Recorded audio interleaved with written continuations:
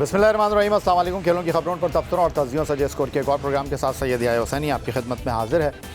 शान मसूद की क़यादत में टीम पाकिस्तान ने ICC टेस्ट चैम्पियनशिप के पॉइंट्स टेबल पर मौजूद आखिरी टीम वेस्ट इंडीज़ को मुल्तान टेस्ट के तीसरे दिन 127 रन से शिकस्त दे दी। स्पिनर्स के लिए साजगार पिच पर 1060 गेंदों का खेल हुआ, 4 निफ सेंचुरियाँ बनी, 40 विकटें गिरी और 476 रन बन सके। होम ग्राउंड पर यह टीम पाकिस्तान की मुसलसल तीसरी टेस्ट फतह है। चंद हफ्ते पहले जनूबी अफ्रीका में 2 टेस्ट हार कर आने वाली टीम पाकिस्तान ने मुल्तान टेस्ट में 3 स्पिनर्स के साथ वेस्ट इंडीज़ का मुकाबला किया। टीम में शामिल वाहिद फास्ट बॉलर खुर्रम शहजाद ने टेस्ट मैच में महज 6 गेंदें बमुश्किल की। अलबत्ता पाकिस्तानी बल्लेबाज मुल्तान टेस्ट की पिच पर जहां गेंद घूम भी रहा था, ब्रेक भी हो रहा था, फास्ट बॉलर का शिकार बने।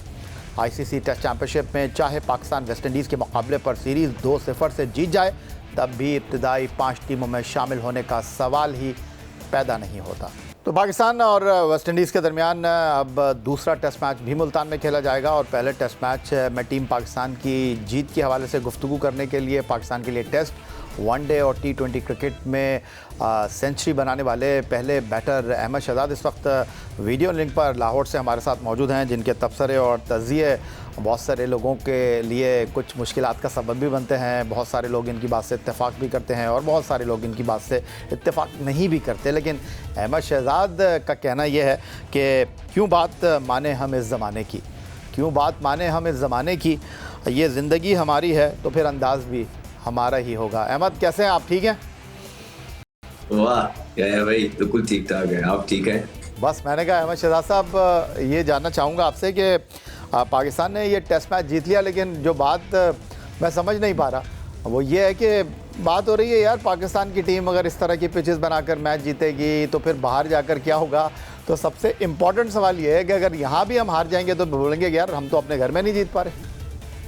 नहीं, बिल्कुल ठीक बात है। ये 3-4 दिनों से यही बात हो रही है और जो लोग ये बात कर रहे हैं उनका कंसर्न बिल्कुल बजा है कि आपके पास कोई एक्सप्रेस फास्ट बॉलर नहीं है। आपके बैटर्स की टेक्निक एक्सपोज होते हैं वो फास्ट बॉलिंग के अगेंस्ट जहाँ पे सीम स्विंग हो रहा हो, क्योंकि डोमेस्टिक क्रिकेट नहीं खेलेगी और उस पाए के प्लेयर मौजूद नहीं है आपके पास, और ये बातें होंगी। अब ये जो स्पिनर्स की जो बातें हो रही है ना कि स्पिन, ये मैं एक बात आपको बताना चाहता हूँ, ये आई कहाँ से है?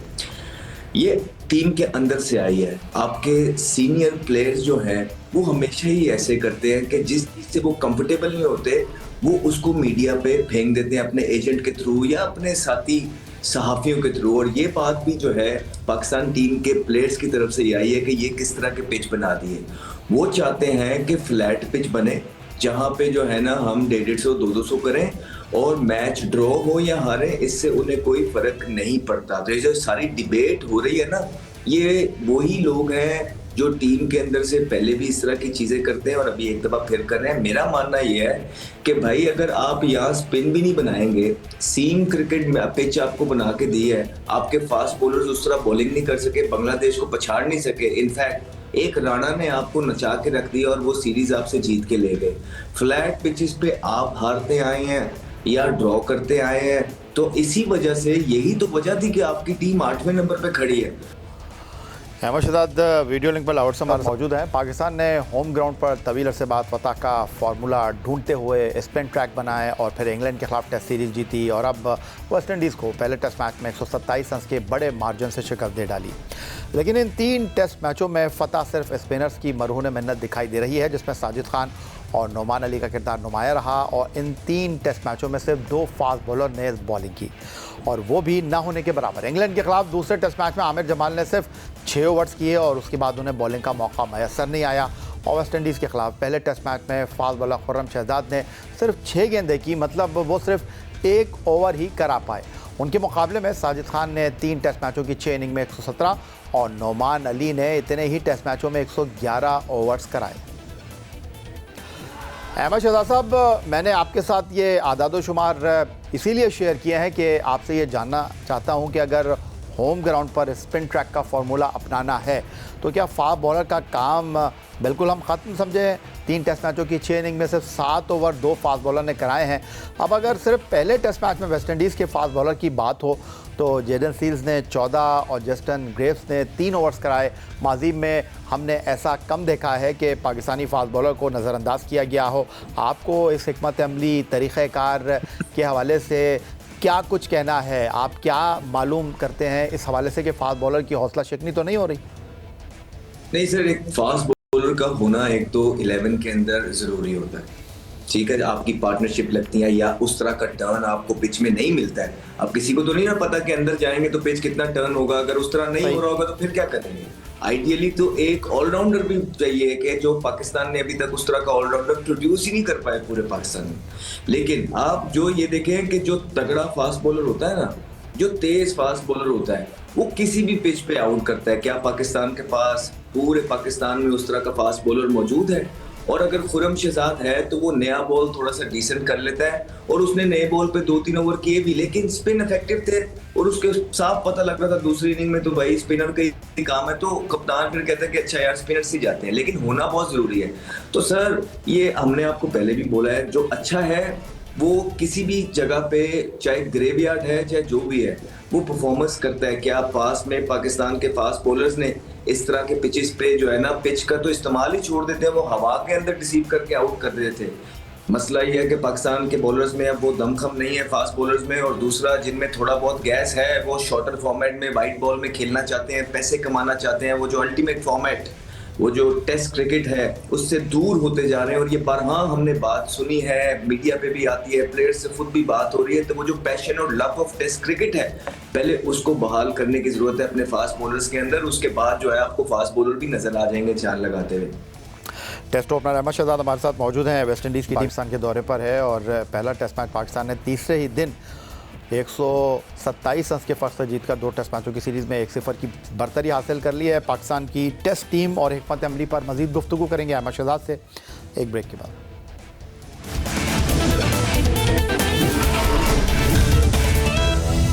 मुल्तान में वेस्ट इंडीज़ के खिलाफ पहले टेस्ट मैच में बैटर स्पिन बॉलर्स के खिलाफ नाकाम रहे, मगर असल सवाल पाकिस्तानी बैटिंग लाइनअप पर उठे हैं।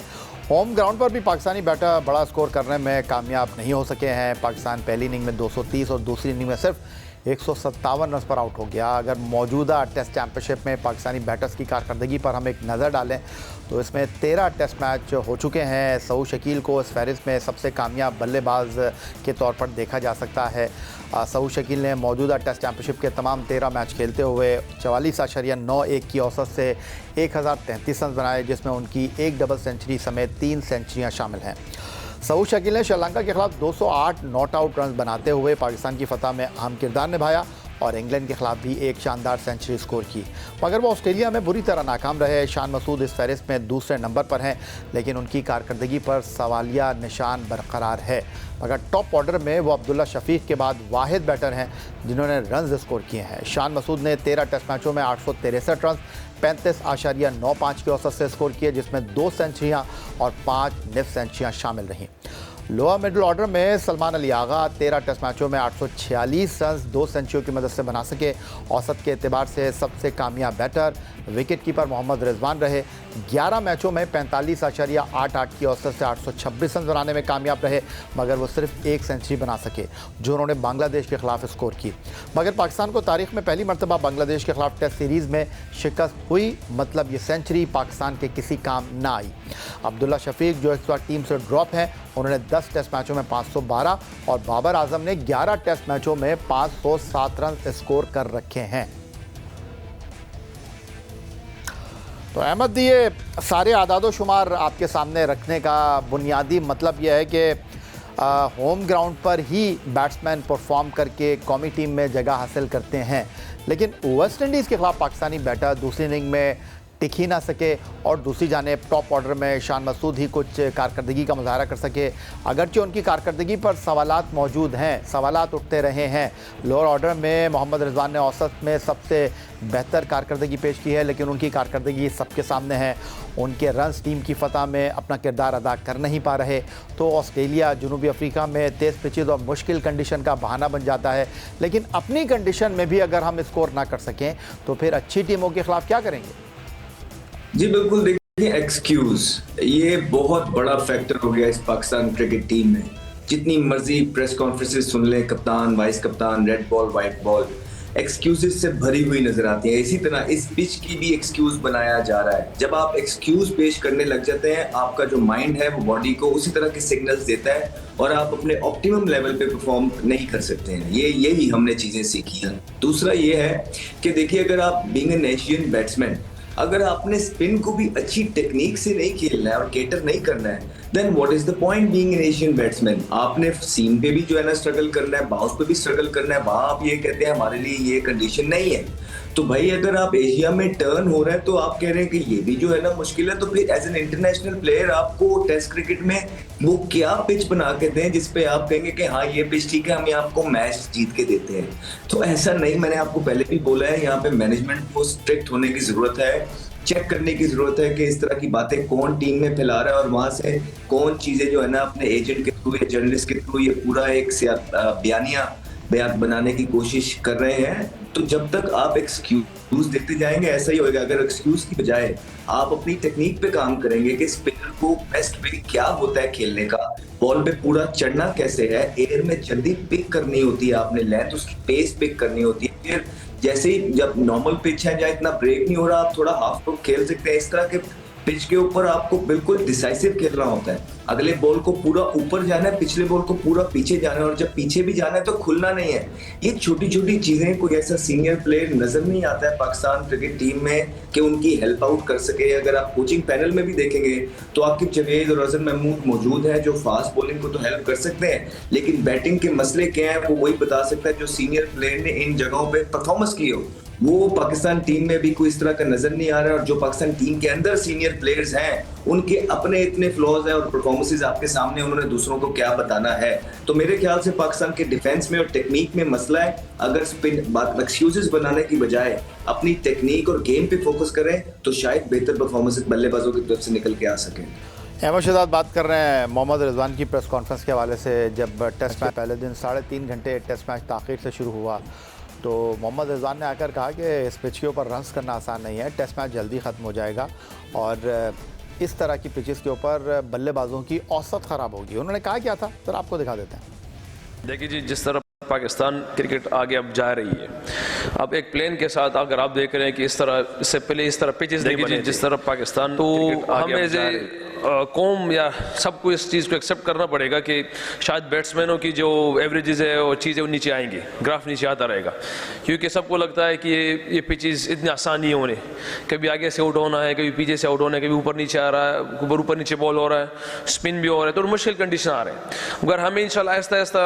एज ए नेशन जो हमारी फर्स्ट क्लास क्रिकेट है उसकी तरफ गामजन करना पड़ेगा, क्योंकि अगर हम आगे इन चीज़ों को लेके आ रहे हैं तो इंशाल्लाह उम्मीद है कि आगे हमारी क्रिकेट ऐसी होनी है।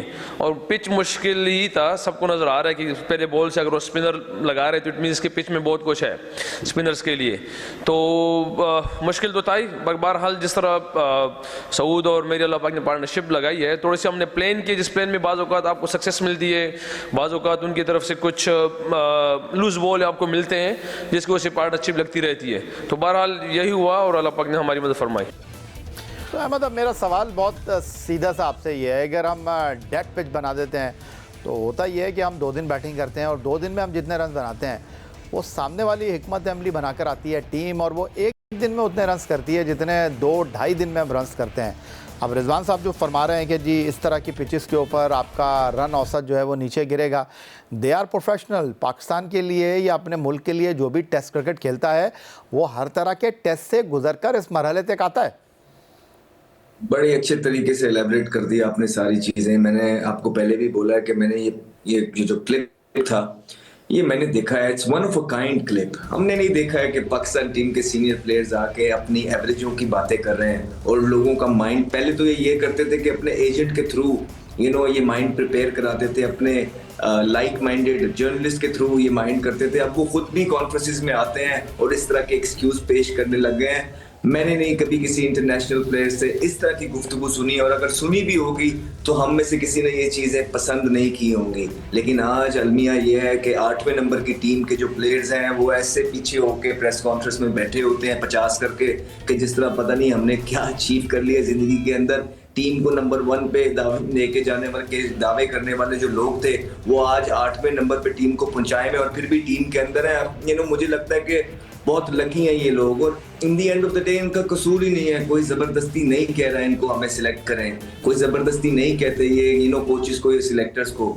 ये एक गठजोड़ है जिसको तोड़ने की जरूरत है पाकिस्तान क्रिकेट को ऊपर लेके जाने के लिए। अदरवाइज यही एक्सक्यूजेस, इसी तरह का माइंडसेट आपको बच्चों में भी जो है डेवलप होता हुआ नजर आएगा। देख लीजिए कि ये वो लोग हैं जिन्होंने आगे बच्चे ग्रूम करने हैं, और जिन्होंने, हमने सारी जिंदगी यही सीखा है कि भाई कोई एक्सक्यूज नहीं है क्रिकेट के अंदर, जो आप अपने मैसेज माइंड को देते हो उसी तरह आपकी जो है ना बॉडी रिएक्ट करती है। आप सोच सकते हैं कि रिकी पॉन्टिंग आके इस तरह का बयान देता है, वो कप्तान होता नहीं, ये सिर्फ माइंड प्रिपेयर करते हैं। अच्छा ये हो गया कि इनके मुंह से खुद ही ये बातें आके प्रेस कॉन्फ्रेंस में निकल आई हैं, नहीं तो ये पिछले 3-4 साल से कर ये रहे थे कि अपने एजेंट और अपने लाइक माइंडेड सहाफियों के जरिए ये जो है ना गेम माहौल पखाते थे। लेकिन अब पूरी कौम ने जो है ये खुद ही देख लिया है, और जो समझदार लोग होंगे वो समझ रहे होंगे कि मैं क्या बात कर रहा हूँ, कि आप जब एक्सक्यूजेस देने के लिए आ जाते हैं और आप प्रेस कॉन्फ्रेंसेस में आके एक्सक्यूजेस देते हैं,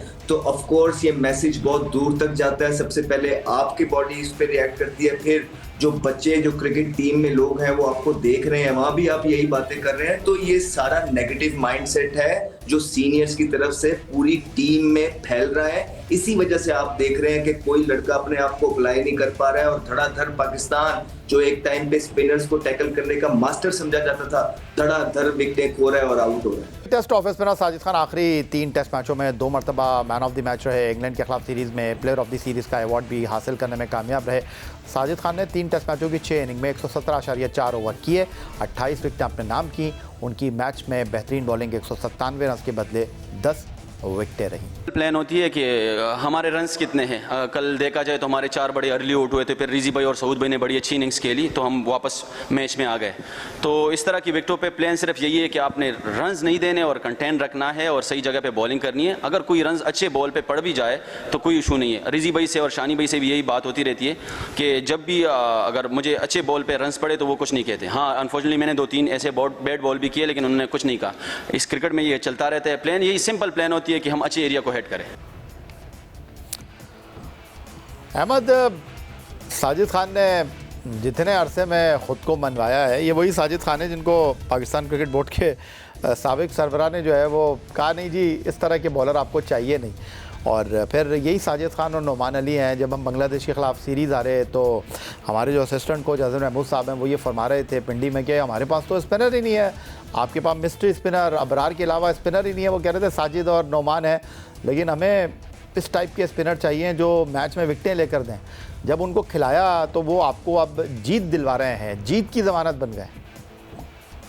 जी, ये अक्कासी है, ये शो करता है कि किस तरह का माइंडसेट है पाकिस्तान क्रिकेट टीम के अंदर और कितना नॉलेज मौजूद है। ये जो बातें अज़हर महमूद साहब ने भी की थी ना, ये उनकी बातें नहीं होती हैं। जब ये मिलके टीमों के बैठा जाता है, खानों पे जाया जाता है, स्ट्रेटजीज प्लान होती हैं, टीम के सीनियर प्लेयर्स बैठे होते हैं ना, तो ये सारे ये प्लान करते हैं कि हाँ यार किस तरह जीता जाए, क्या किया जाए, वो अच्छा है, वो बुरा है, वो ये अच्छा है, वो बुरा है।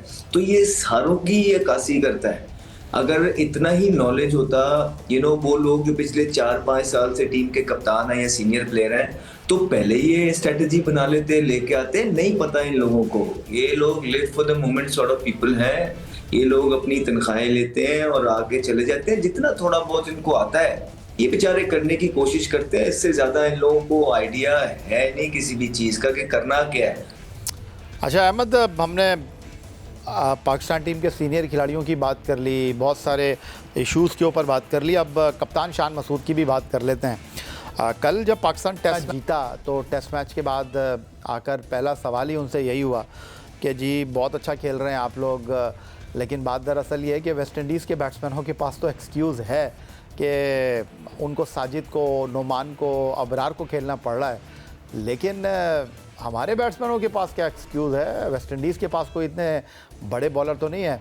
हैरी केन ने ठीक है मैच में 10 विकेटें हासिल की, लेकिन उनकी बॉलिंग के सामने हमारे बैट्समैनों ने खुद इतनी गलतियां की। शान मसूद बोले क्या, वो पहले मैं आपको दिखा देता हूँ।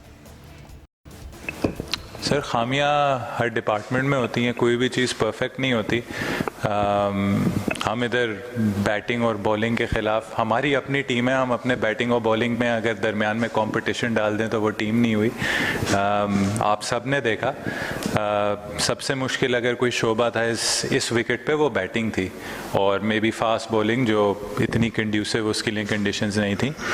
तो हमने बहुत सारी अच्छी चीज़ें भी की हैं जो हमें अप्रिशिएट करनी चाहिए। सऊद और रिजवान की जो पार्टनरशिप थी फर्स्ट इनिंग्स में 141 रन्स की, टीमों ने 141 रन्स नहीं किए आखिरी इनिंग्स में, या उन्होंने दोनों इनिंग्स में 141 रन्स टोटल नहीं किए, और हमारी एक पार्टनरशिप ने एक बार 141 रन्स किए।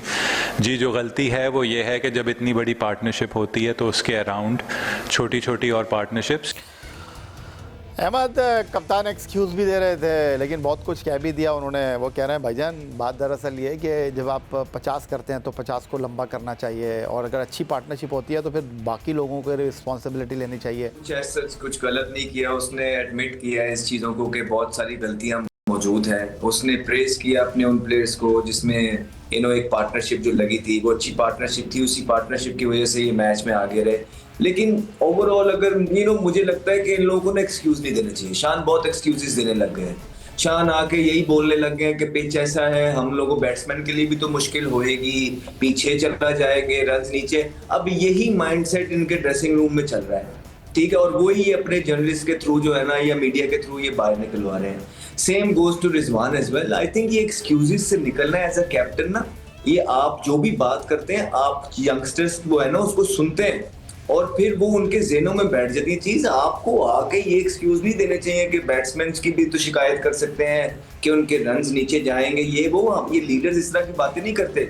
आपने हमारे साथ गुफ्तगू की, एक बार फिर आपका बहुत शुक्रिया हमें ज्वाइन करने के लिए। पाकिस्तान के test opener Ahmed video link पर लाहौर से हमारे साथ मौजूद थे। यही आज का हमारा प्रोग्राम था। आप एक्स अकाउंट पर हमें फॉलो कर सकते हैं, ईमेल कर सकते हैं, अपनी राय से आगाह कर सकते हैं score@jio.tv पर। इस दुआ, इस उम्मीद, इस तवक्को के साथ कि पाकिस्तान में खेल और खिलाड़ी तरक्की करते रहें। सैयद याहिया हुसैनी को स्कोर की पूरी टीम के साथ अगले प्रोग्राम तक के लिए इजाज़त दीजिए। अल्लाह हाफ़िज़।